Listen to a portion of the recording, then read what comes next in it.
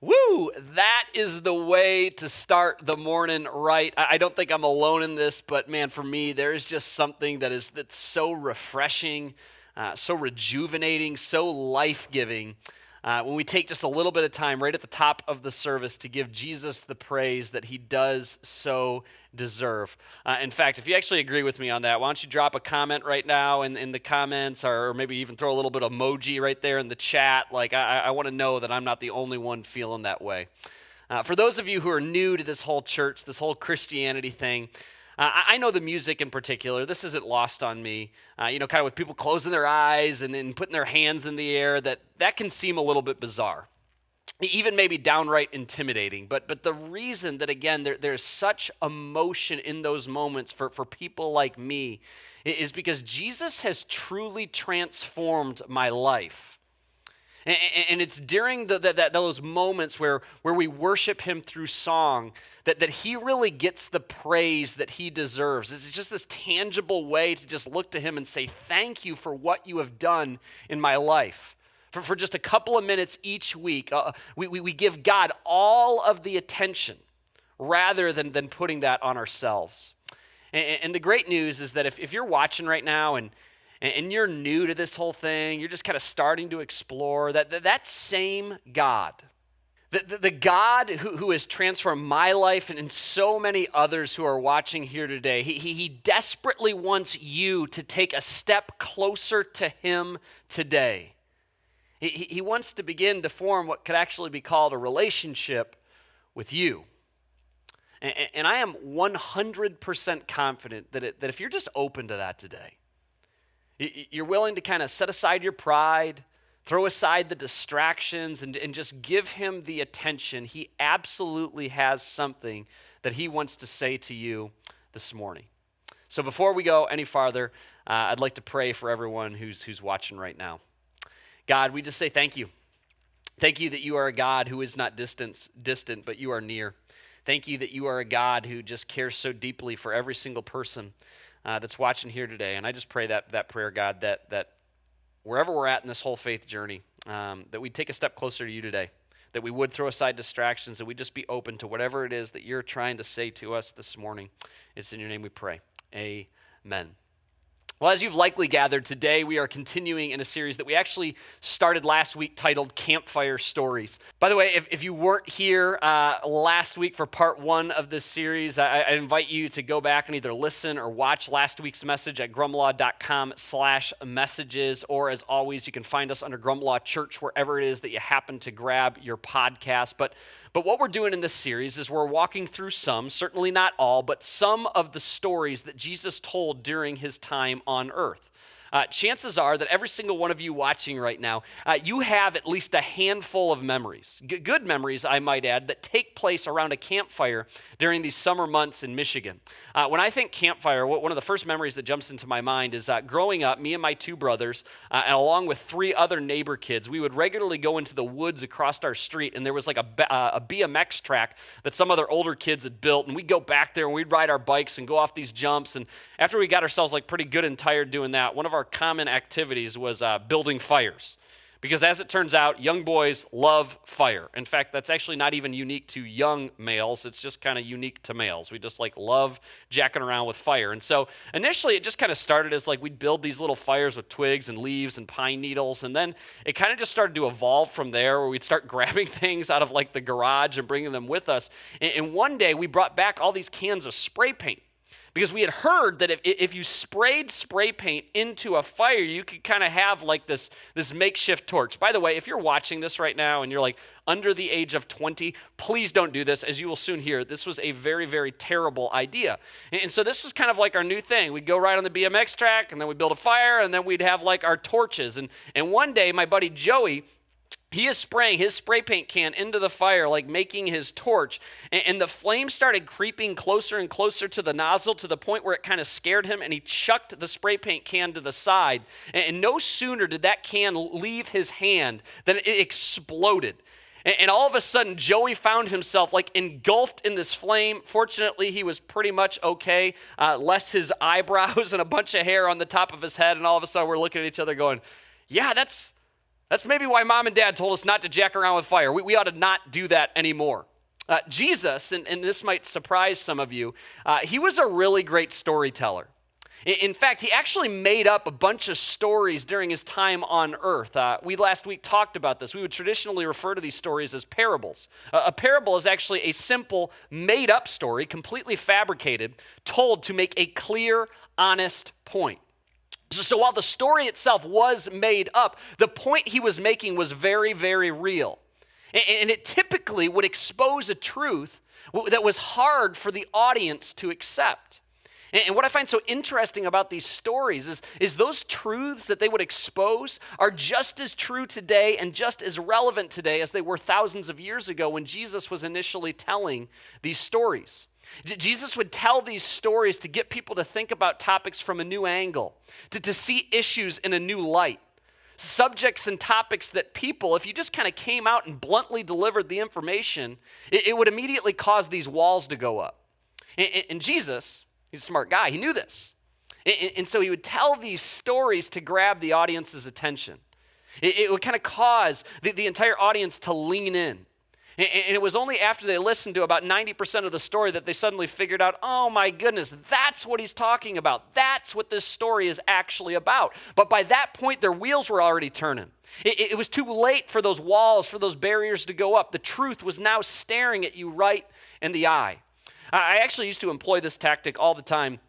When I was working more in student ministry, my dad started a church down in Heartland, Michigan called Venture, and I used to be really involved with their high school ministry in particular. And I've actually shared a little bit about this before in the past. As I would get to know these high school guys and really try to invest in their lives, and as we really began to form a relationship, that there was one question that, sad but true, and this will scare you if you're a parent of a high school boy or a high school girl, but probably the most common question that I would get from these high school guys was, how far can I go with a girl?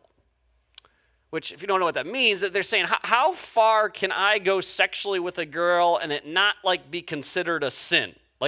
What's kind of the limit there? Now, obviously in that moment, I could very bluntly deliver the information. I could even show them some scripture to support what I'm saying, but that's not really what they were asking. They weren't really even asking, hey, what does the Bible say? They're going, Shay, hey, we respect you. You seem to be following Jesus. What do you think about this? And rather than bluntly delivering that information, every single time I would do the exact same thing. I would say, hey, I want you to close your eyes right now. And they kind of look at me like, are you serious? I'm like, yeah, close your eyes. And they're like, okay. And I'd say, do you want to get married at some point? And with their eyes closed, they go, yeah. I say, okay, so that means that somewhere out in the world right now, your wife is out there somewhere, right? They're sitting there with their eyes closed. Yeah. Okay. You don't know who she is necessarily, but she's out there in the world. I want you to picture her right now. I want you to picture her hair color, the color of her eyes, the things that she's interested in. What are her hobbies? What does she like to do? Try to picture all this. And so they'd be sitting there with their eyes closed, and they'd start getting these stupid grins on their faces. And I say, okay, so right now you got your wife pictured, right? And they're like, yeah, okay, I got her pictured. I'm like, right now she is in the back seat of a car. And they're like, oh, okay. I said, but there's one other person in the vehicle with her. It's actually her high school boyfriend. He's sitting back there with her right now. You kind of see that smile go to I don't like that. Now they don't know that they're not going to get married to each other. They're just kind of dating right now, just having fun together. And right now he's starting to kiss her a little bit. They're going, okay, I really don't like that. That's my wife. And I'm like, now they're making out. They're like, okay, I really don't like that. Now he's kind of moving his hands around. Okay, and then I would say, okay, and I'd ask them this question. I'd say, how much farther right now do you want your future wife to go with her high school boyfriend? And every single time the response was the exact same. Their eyes would shoot open and they go, no farther. I want it to stop right now, in fact. I want it to be done. And I'm like, well, that is how far you should go with the girl that you are considering fooling around with. It was extremely effective. And this was precisely the strategy behind these made-up stories that Jesus would tell. Whether we've really put it together or not, we all learn better when there is a memorable story or an illustration that is attached to the principle or the lesson. So, without further ado, we are going to jump today into part 2 of this series, Campfire Stories, and we're going to be taking a look at the story of the new cloth. I know, it sounds Ooh, it sounds invigorating. I promise it is a much better story than the title might assume. This story is actually recorded for us in a number of the different gospel accounts. For those of you that aren't familiar with that term gospel, it's a synonymous term for good news. That's in reference to the first 4 books of the New Testament, which is kind of the second half of the Bible. Those first 4 books are Matthew, Mark, Luke, and John. Those 4 books are the biographical accounts of the life of Jesus. We call them good news because they record for us the birth, the life, the death, and the resurrection of Jesus. We think it's good news that somebody wrote that down for us. So we're going to be looking at this story today as told in the book of Mark. Now, Mark, this book we're going to be looking at today, where this story is recorded for us, it was actually written by a guy who went by the name of John Mark. Now, John Mark, and this is really important, he got all of his information from a guy who went by the name of Peter. Now, the reason that's important is Peter was one of the 12 guys who spent virtually every waking moment with Jesus during his time on earth, traditionally referred to as the disciples. But Peter was one of these guys that, he witnessed all this stuff firsthand. And so this is a pretty good source for Mark to be capturing all of this information about the life of Jesus. And as it turns out, Peter began modeling what Jesus had done with him in the life of Mark. Jesus' ministry strategy was actually really simple. He found these 12 guys and he's like, just follow me. Just watch how I live my life and then model that. Peter apparently took this pretty seriously because all of a sudden there's this John Mark guy who's following him around and Peter's saying, hey, follow me as I follow Christ. And at a certain point, that there must have been a moment where Mark started to kind of wonder to himself, hey, Peter, you haven't written any of this stuff down?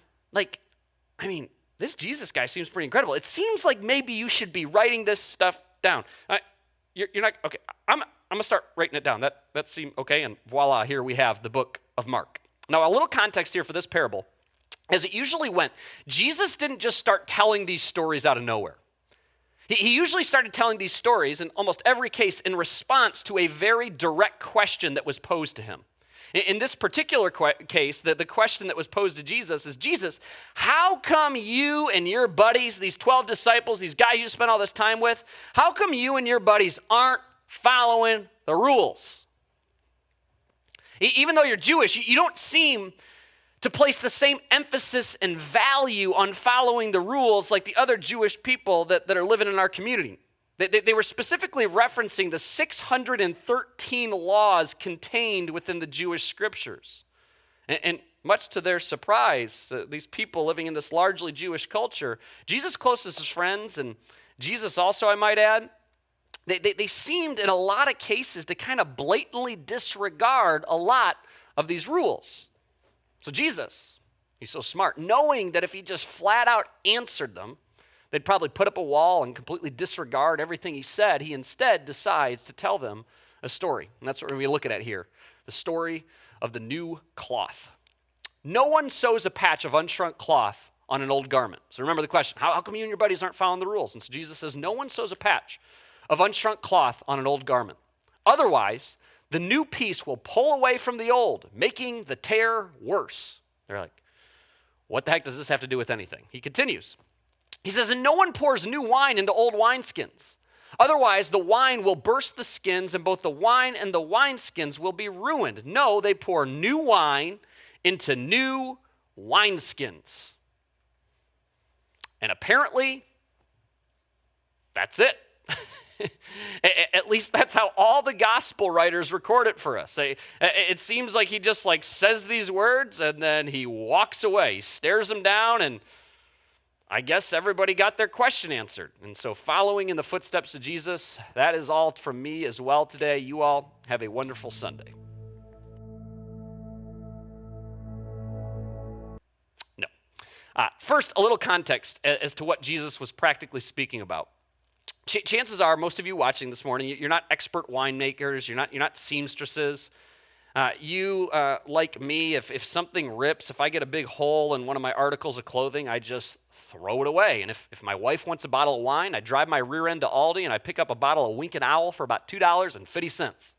But back when Jesus was roaming the earth, if your clothes got a hole in them, you patched them up.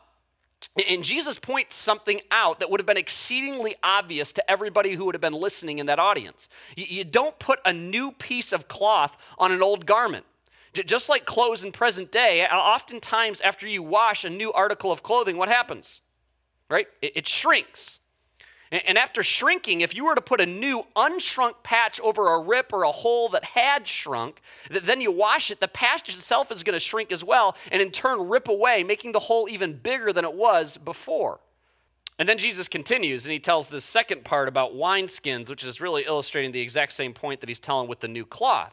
But see, back in Jesus' day, wine wasn't stored in glass bottles, but it was actually stored in goat skins or wine skins as they were frequently called.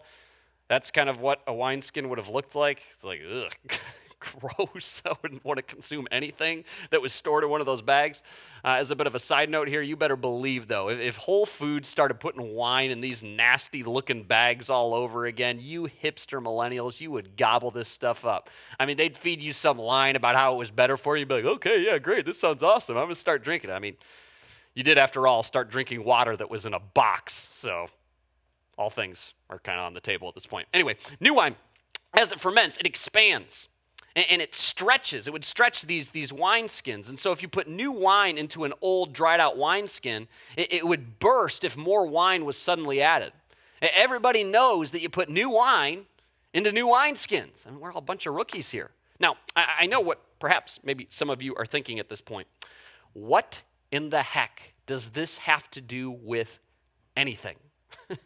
I mean, more importantly, what does this have to do with the original question that was posed to Jesus? Remember this question, why aren't you following the rules? I mean, Jesus, get it together. Why aren't you following the rules that all the other Jewish people seem to follow so closely? Now some of you, that right there, that little tidbit alone, that kind of surprises you because your perception of Jesus is actually that he's like the ultimate rule follower. And if you follow Jesus, you better be following the rules like Jesus follows the rules. It's not the case, by the way, but I certainly can understand how you've came to that conclusion. You want to know actually where you picked that up from? Religion. And this might surprise you as well. You know who was actually anti-religion? Jesus. In fact, he couldn't stand it. If you read those biographical accounts of the life of Jesus, the religious people were the only people that Jesus would consistently lose it on during his time on earth. Because as it turns out, Jesus came to earth for a much different reason. And it might surprise you, he did not come to earth to start a new religion. Jesus actually came to this earth for a far different reason. It's actually another word that starts with an R. Anybody want to take any stabs at it? Relationship.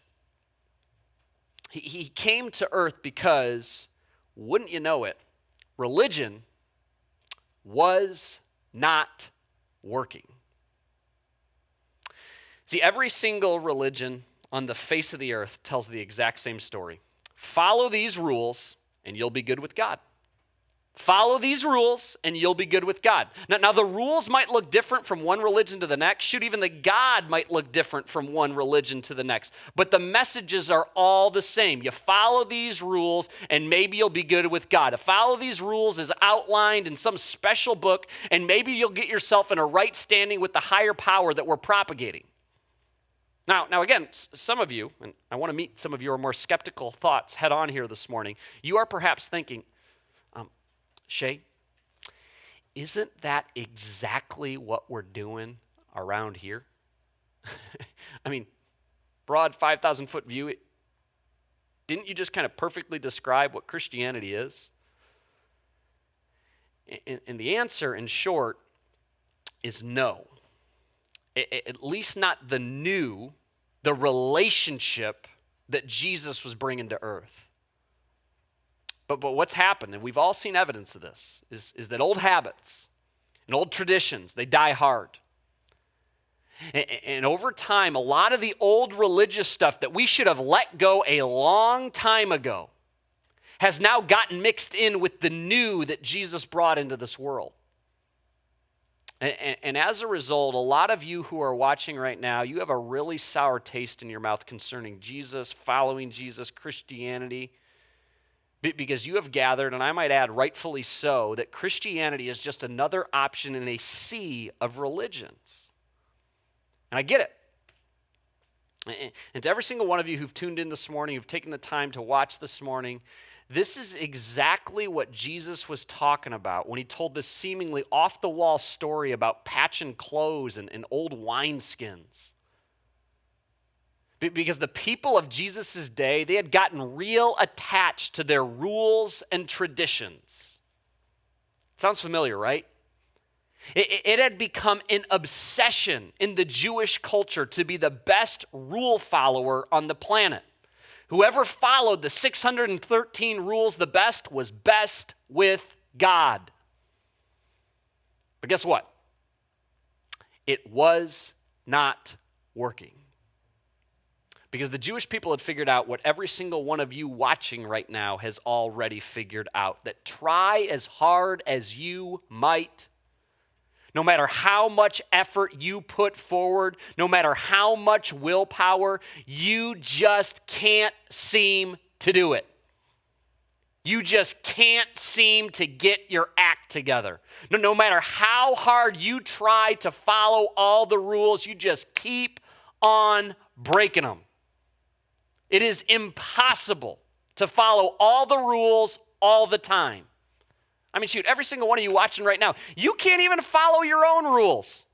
Parents, be honest with yourself. You don't even follow all the rules that you make your kids follow. Boyfriends, you don't follow all the rules that you get your girlfriend to follow. Wives, you don't follow all the rules that you ask your husband to follow. This is kind of like a therapeutic moment. We are all serial rule breakers. Rule following is not working. And so as a result, religion is not working. It wasn't working 2,000 years ago when Jesus was roaming the earth, and it still ain't working today.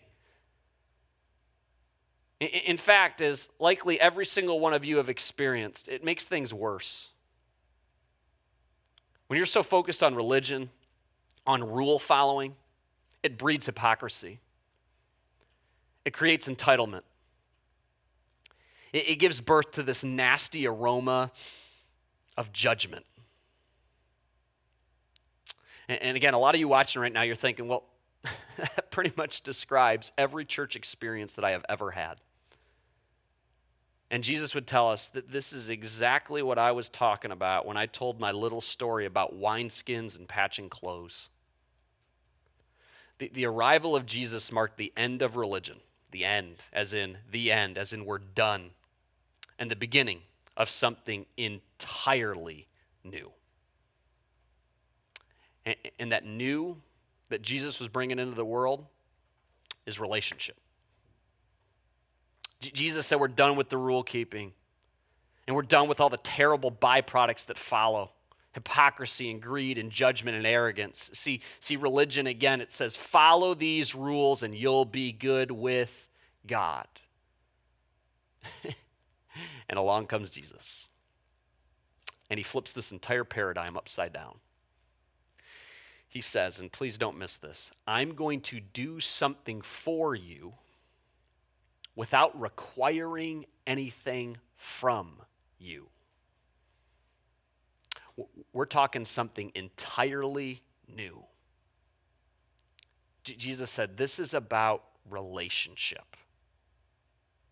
And with relationship, Jesus made us right with God, and now he invites us. He invites you to follow. He doesn't command. He doesn't hold like some ultimatum over our heads. No. He invites you to follow. You're already good because of what he did on a cross for you. The means by which you get that right standing back with God has nothing to do with you.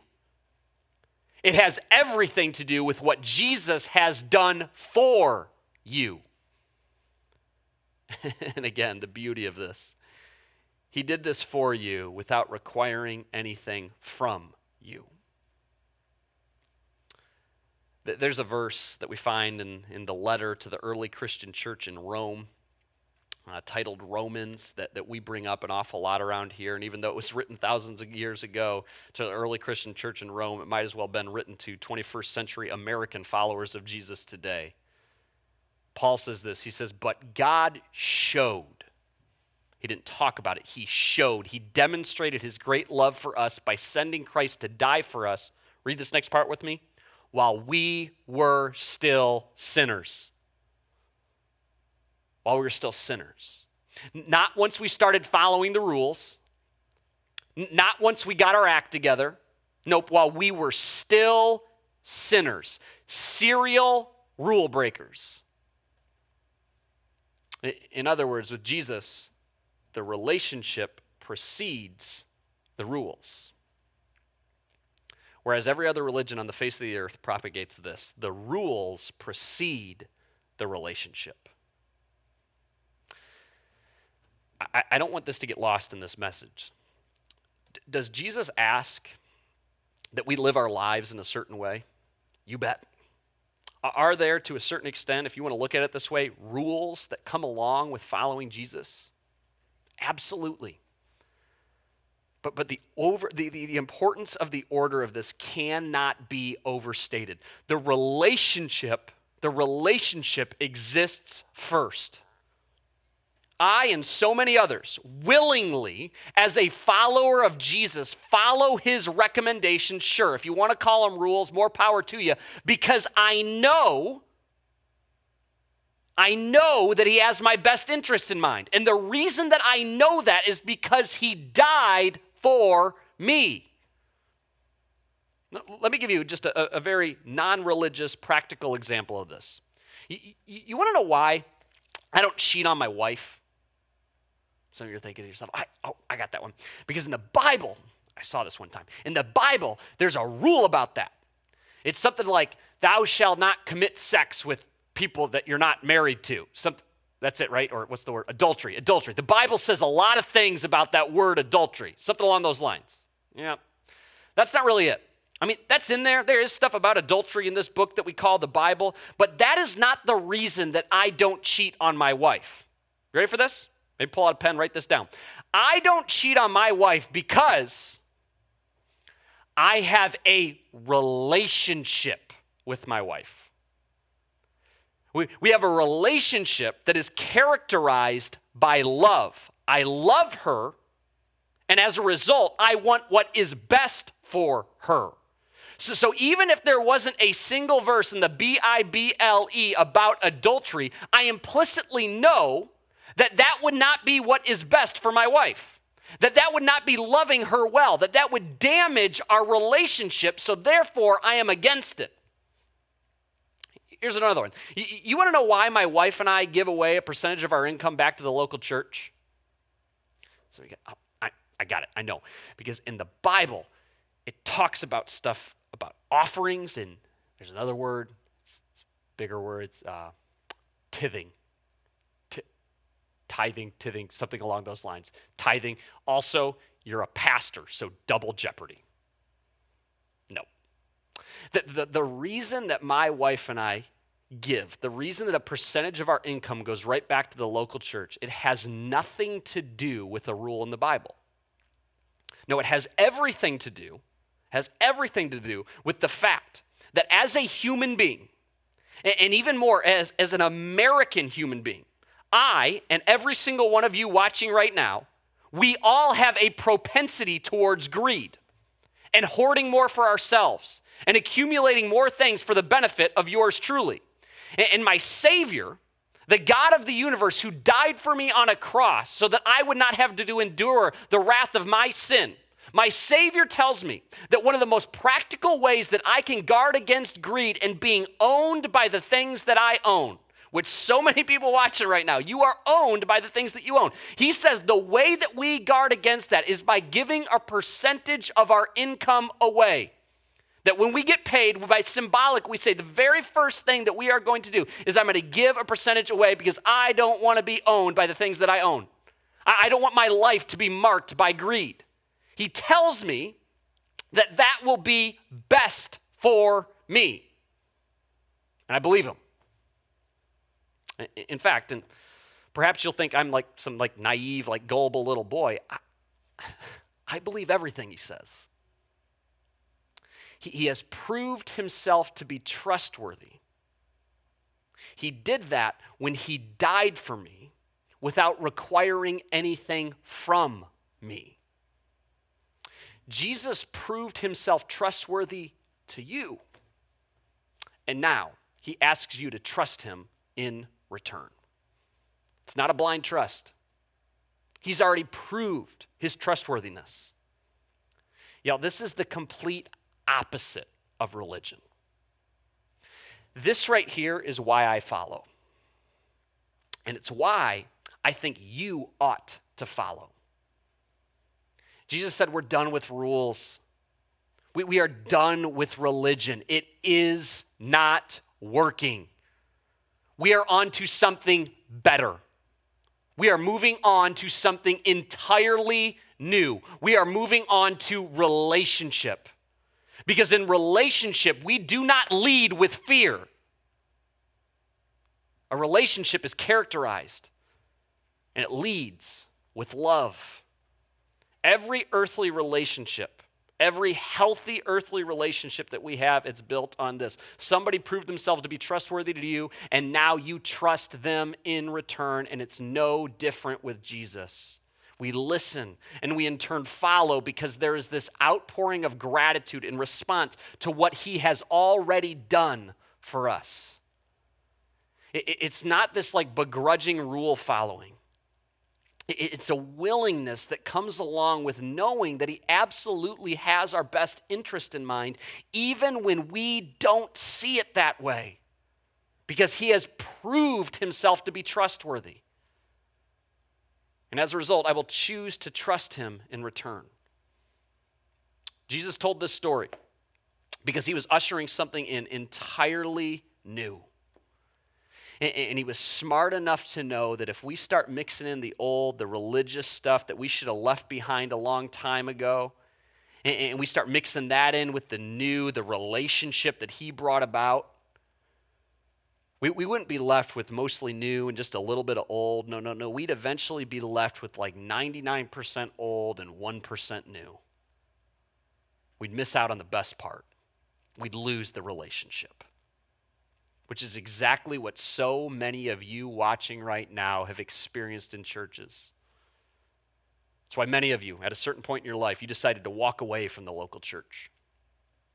That's why you gave up on this whole thing called Christianity. And Jesus hates it. Jesus hates religion and what it creates. See, Christianity begins where every other religion hopes to eventually take you. From day one, moment one of putting your faith in Jesus, you get that right standing back. What religion and rule following is promising or hoping to eventually get you to.